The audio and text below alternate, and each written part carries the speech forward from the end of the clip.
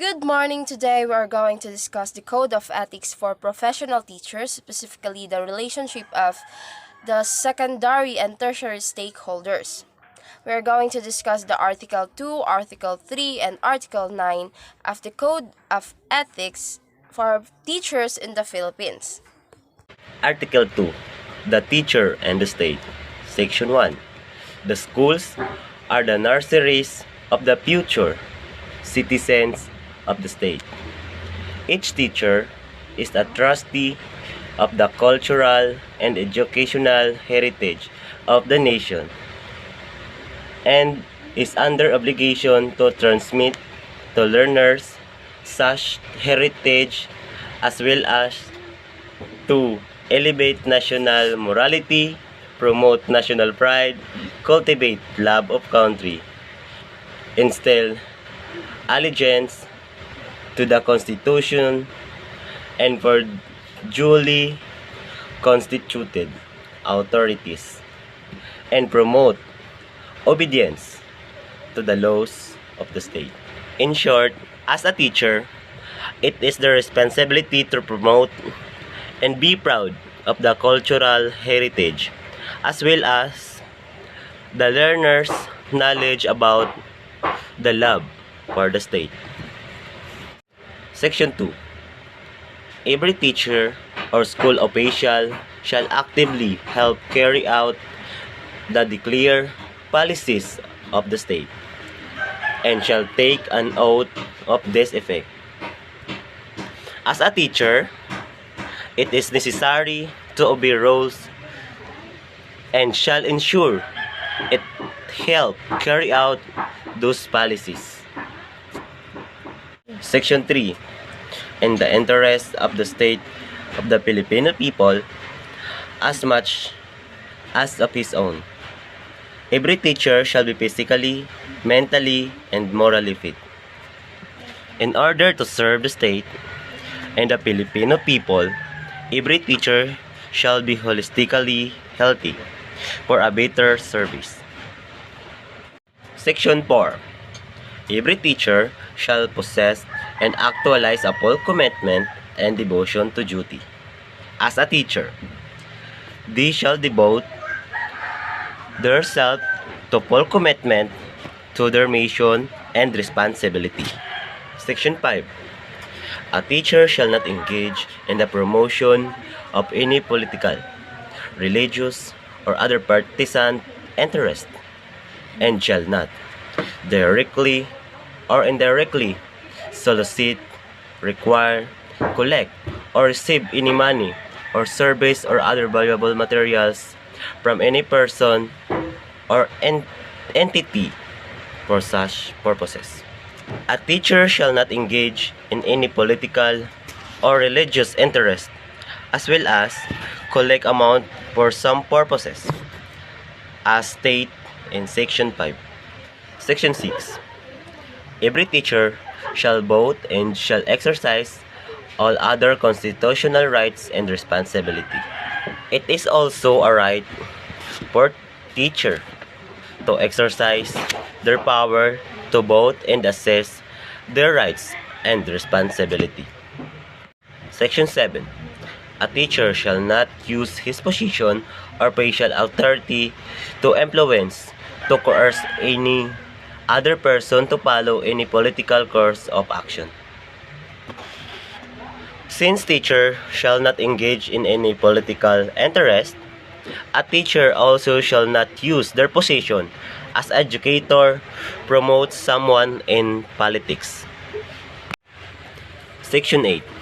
Every teacher shall enjoy academic freedom, shall have privilege of expanding the product of his researcher and investigations, provide that if the results are inimical to the declared policies of the state, they shall be brought to the proper authorities for appropriate remedial action.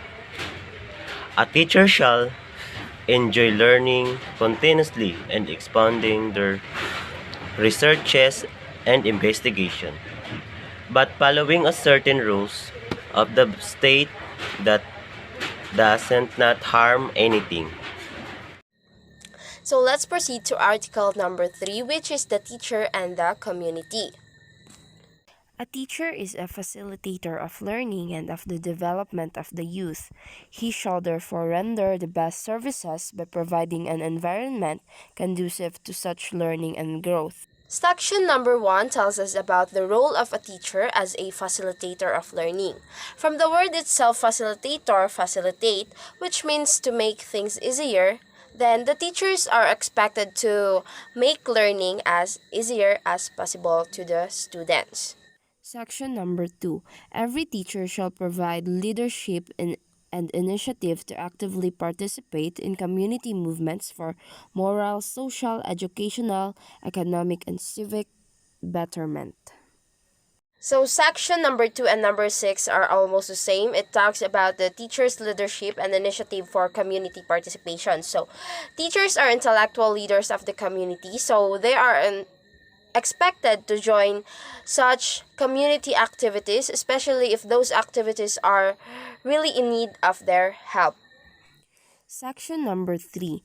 Every teacher shall merit reasonable social recognition, for which purpose he shall behave with honor and dignity at all times and refrain from such activities as gambling, smoking, drunkenness, and other excess, much less illicit relations. Section number 3 means when you become a teacher, you will consider yourself as a good role model. You have to make sure at all times that you are worthy to be called or to be considered as a good role model, because whether you like it or not, your students will think that what you are doing was correct. Then, therefore, you should act like a good one, of course. Section number 4. Every teacher shall help the school keep the people in the community and shall therefore study and understand local customs and traditions in order to have a sympathetic attitude, therefore refrain from disparaging the community. Section number 4 is all about teachers' attitude toward local customs and traditions. So teachers should respect and honor their students regardless of their culture. Then you don't have the right to disrespect in any manner the culture that you see in a particular society. Section number 5. Every teacher shall help the school keep the people in the community informed about the school's work and accomplishments as well as its needs and problems. Section number 5 is all about the professional teacher role in information update.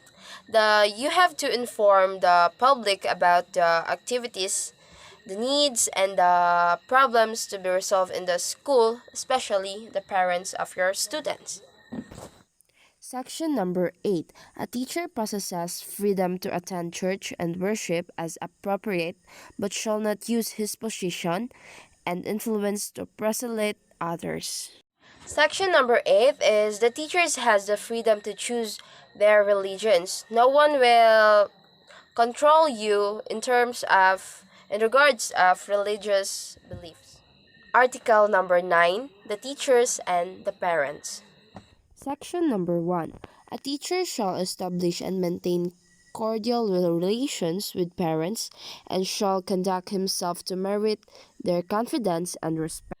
It's important for teachers to create a harmonious relationship toward parents, because when the parents has this trust to the teachers, then it will be easy for the parents to give their full support that you need in molding the kids. Section number 2. A teacher shall inform parents through proper authorities of the progress of deficiencies of learners under him, exercising utmost candor and tact in pointing out learners' deficiencies, in seeking parents' cooperation for the proper guidance and improvement of learners. This section number 2 simply means that the teachers and the parents should work hand on hand. Section number 3. A teacher shall hear parents' complaints with sympathy and understanding and shall discourage unfair criticism. Section number 3 talks about listen to the complaints of a parents, but explain to them what are the things that need to be explained in order for them to under- understand